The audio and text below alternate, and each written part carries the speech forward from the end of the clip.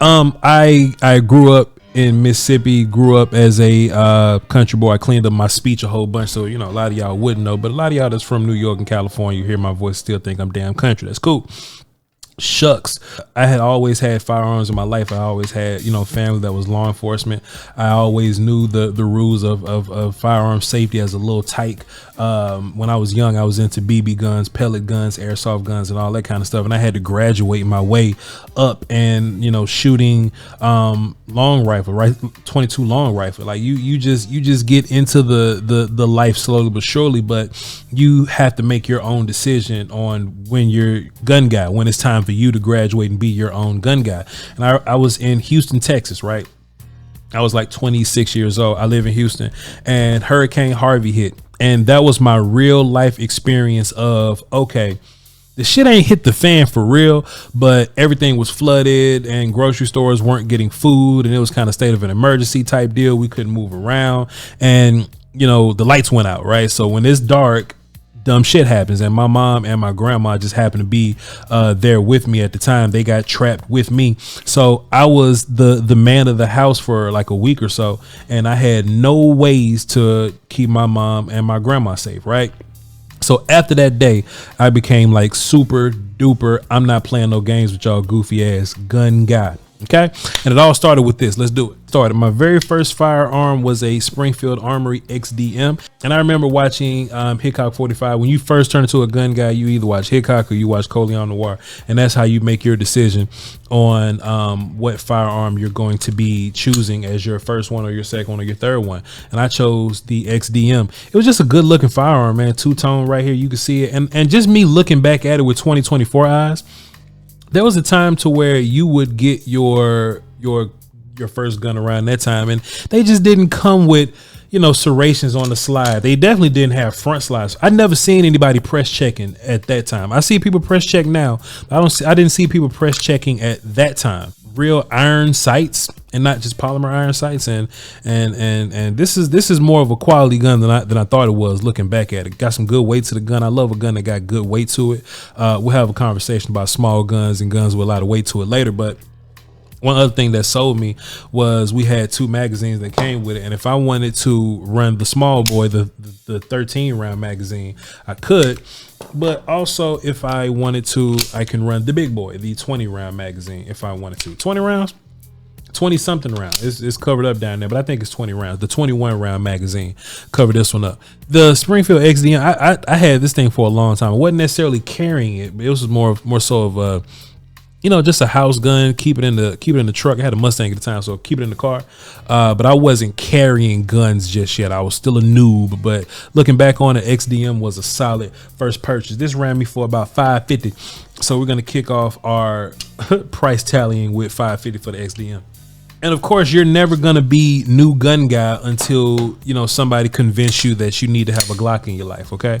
And I ran the XDM for a long time, but when I got my Gen 5 Glock, you know, you can kind of tell when you shoot your first Glock, they feel a little different than the than the rest of the stuff that you have. Okay. And it's just a standard factory ass, nothing extra Glock, and everybody swears by Glock. And when you watch all the videos and they tell you, hey, if you had to have one gun when it all hits the fan, what's your one sidearm gonna be? Everybody said Glock 19. I was a part of the Glock 19 mania. This was like one of the most popular guns of all time, and I folded. I was like, hell yeah, man, this XDM cool, but I'm about to go get me this Glock, dog. You already know Gen 5 came out, and but yeah, I don't even have a big story behind it. Just, you know, my Glock. This was my very first Glock, and I love Glock to pieces, and it still shoots smooth in the mud.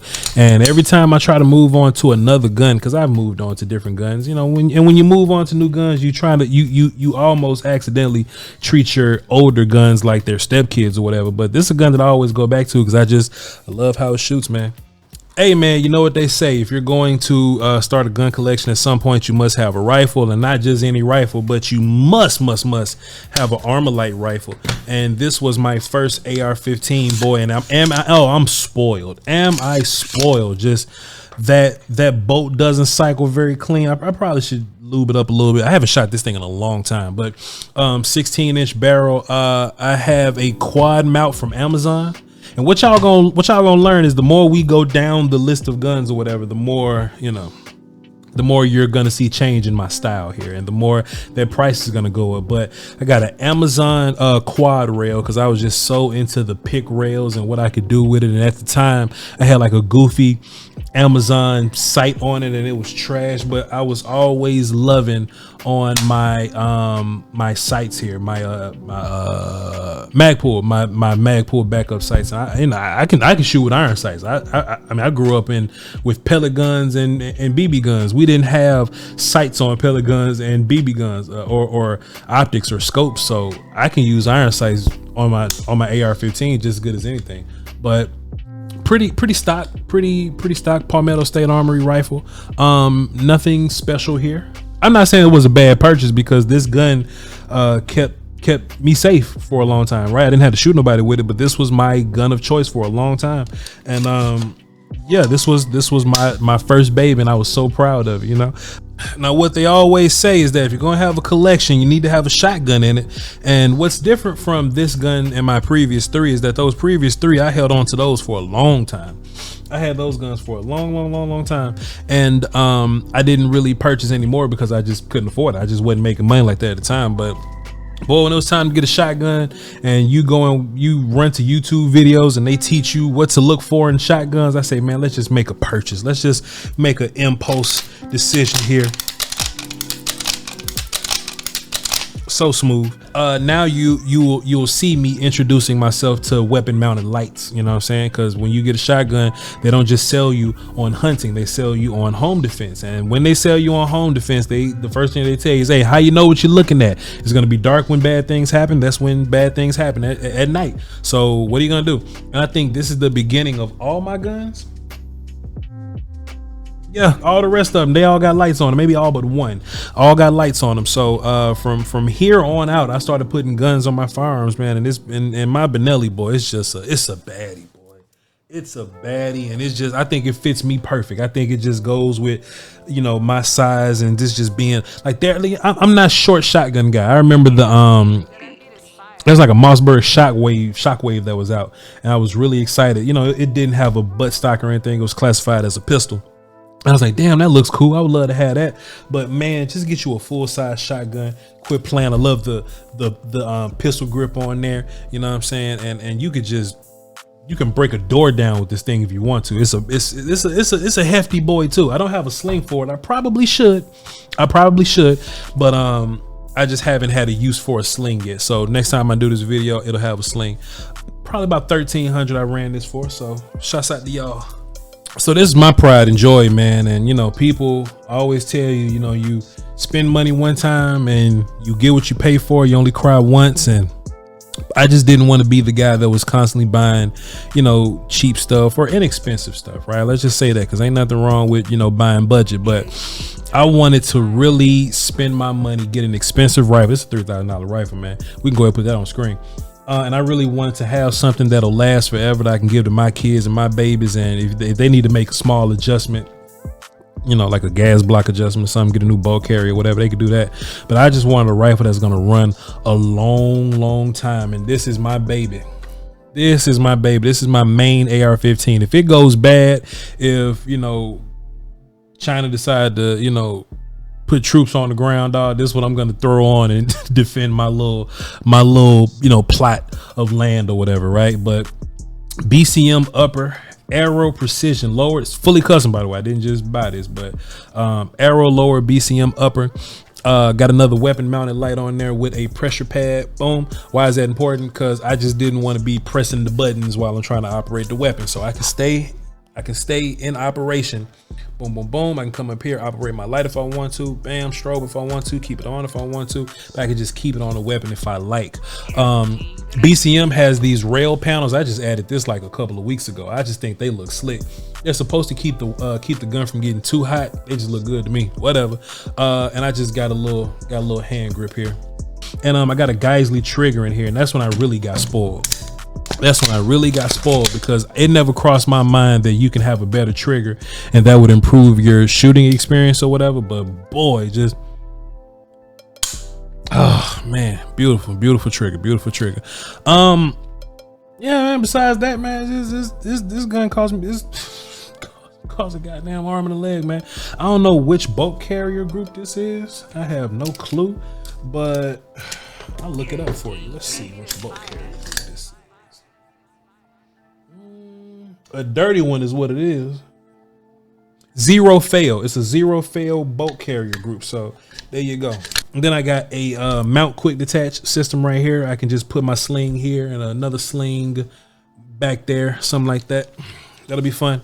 But this is my baby. I love it to pieces. And if you see me at the range, you're going to see me with this. And I'm going to be taking my tactical training soon. And this is going to be the rifle that I do tactical training with. It's a very light rifle also. It's a very light rifle. My other rifle's big as hell, 16 inches, but I don't think the length is the reason why it's heavy. I just think just the machinery in there is heavy. But this BCM upper, the actual barrel is like rated lightweight. So hey man, you don't want a rifle that's like too light, I guess, but the lighter the better, because if you're in a situation where you need this rifle like to carry it around, you're gonna feel you're gonna feel yourself carrying it around. And this is my baby. Love it to pieces. Moving on. Boy, I was really into the AR bug, and now I got my pistol caliber carbine, my CMMG Banshee. Is a 9mm pistol caliber carbine, so it does take Glock mags. Let me see. Hell yeah. So I can take this magazine, this 15 round magazine, out of my Glock, and I can just run it in my Banshee if I want. So if y'all put your thinking caps on, yeah, if you have a 30 round Glock mag or a 50 round drum, it will indeed work in your CMMG Banshee. What I was really into at the time, let me show y'all something, dog. Let me show y'all something.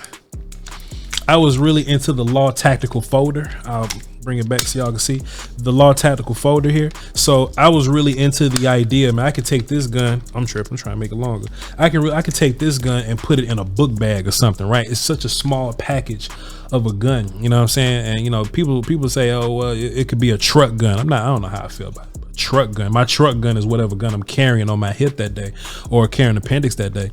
But the CMMG Banshee, wouldn't be a truck gun for me, but it'll be a backpack gun. It'll be you know, and not a shit hit the fan gun, but hey, if you have a younger person that you're trying to get in firearms, that's what I'm gonna do. Like, I try to get a lot of friends into firearms, and you don't want to give them the big AR-15 first. That thing goes boom. So what you'll do is you'll give them a lighter shooting package. So I bought these two together. Okay, I bought the Smith & Wesson M&P 2.0.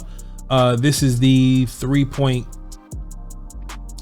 inch barrel, something like that. It's one of those. It's a 3 something strange. It's not a 4.0 like it should be, but it's a 3 something strange inch barrel. But then I also bought this for Girly. I bought the M&P Shield for her. I just bought them together as a package deal. I just felt a little groovy that time. Now I run red dots on all of my pistols, right? And I don't think I'm ever gonna get another pistol that doesn't have a red dot on it. I also don't think I'm gonna ever get another pistol that doesn't have a weapon mounted light on there, right? Just for the same reasons, right? For the red dot, for the red dot, I want to be able to make as precise of a shot as I possibly can. And don't get me wrong, I still get busy with iron sights, but it's just something about the precision of a red dot that I simply can't get over. This is the Hollow Sun 508T, and as you can see, there's a solar panel on it, so if it ever dies, I can go outside and keep shooting because the sun will keep my optic on, but I'll still put a battery in there. TLR 7A light on there, still got my strobe, got my constant, got my momentary light on there. And that's about it to this gun. Nothing too fancy, but this was this is another competitor in my compact handgun series or whatever, right? After the XDM and after Glock, there was M&P 2.0, and I just carried it, and I love this gun also.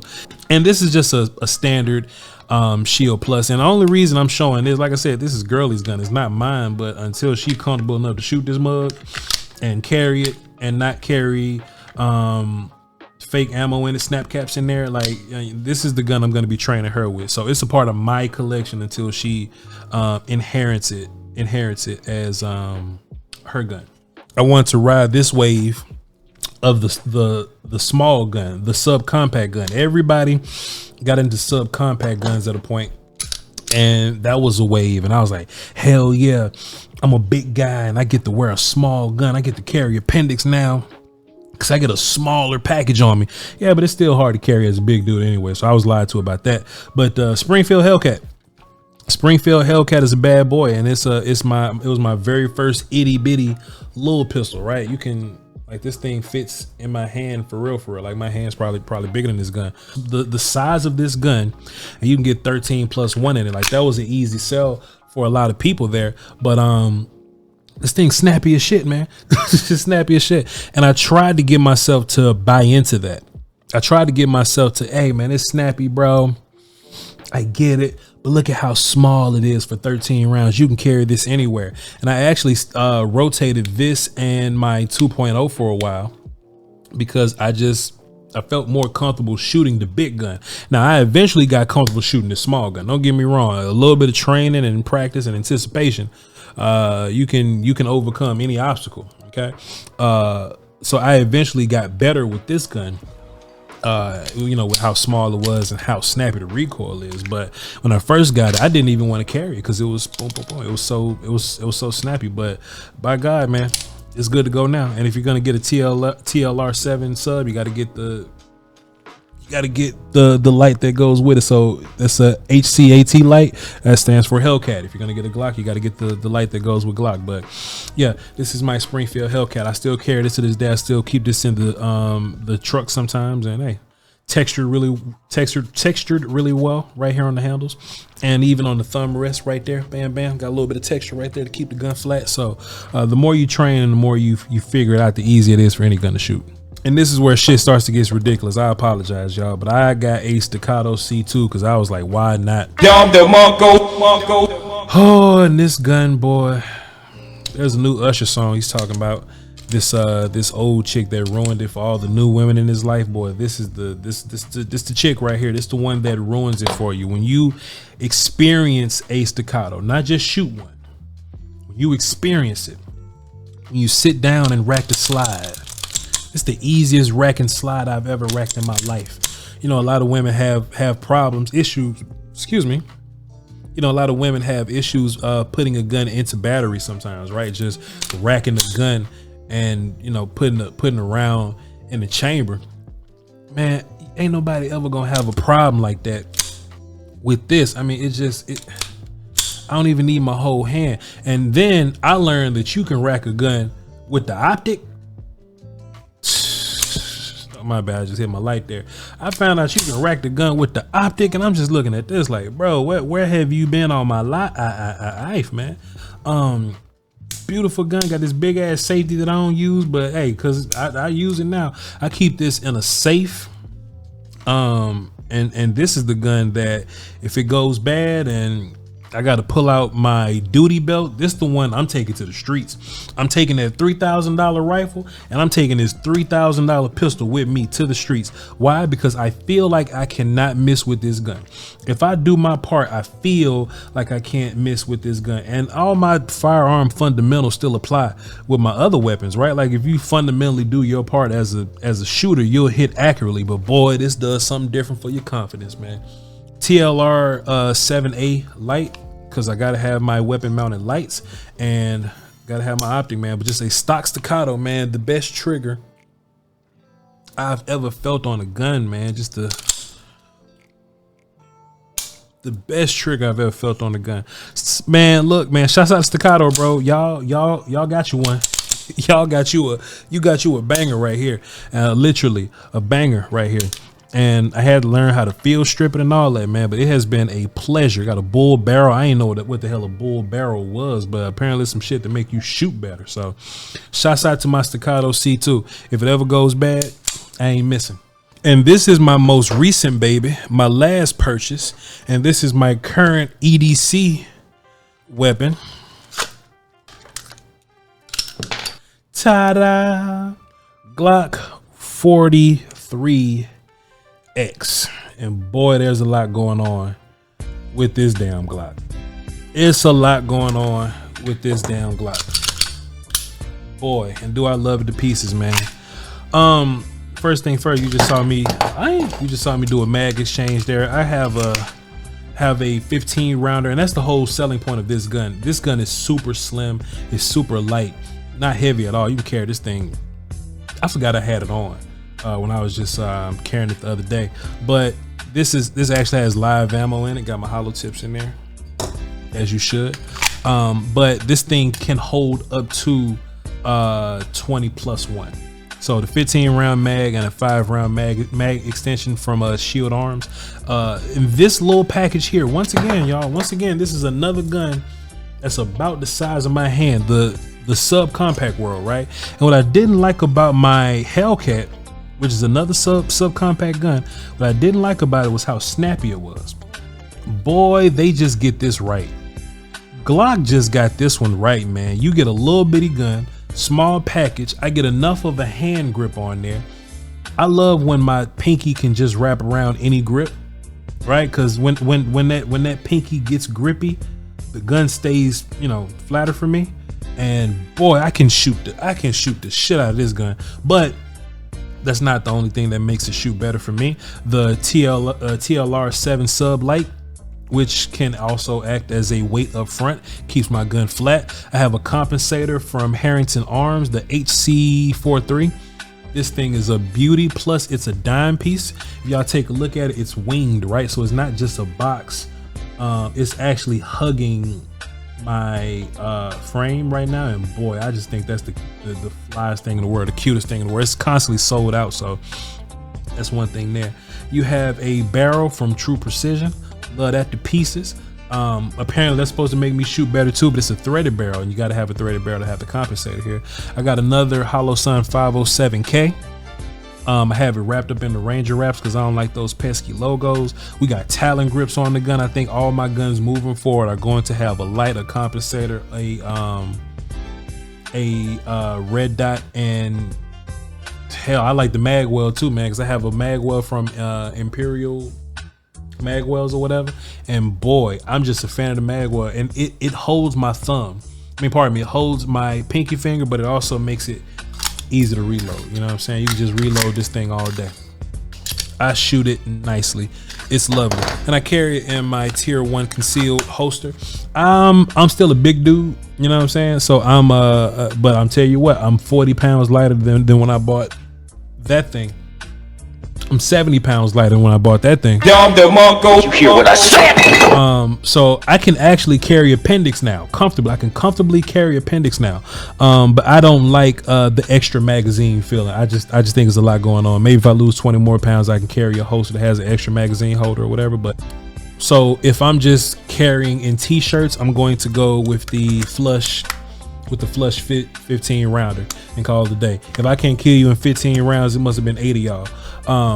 But if I'm wearing, when it gets cold, if I'm wearing hoodies, just like any other time, right? When it's cold, y'all carry bigger guns.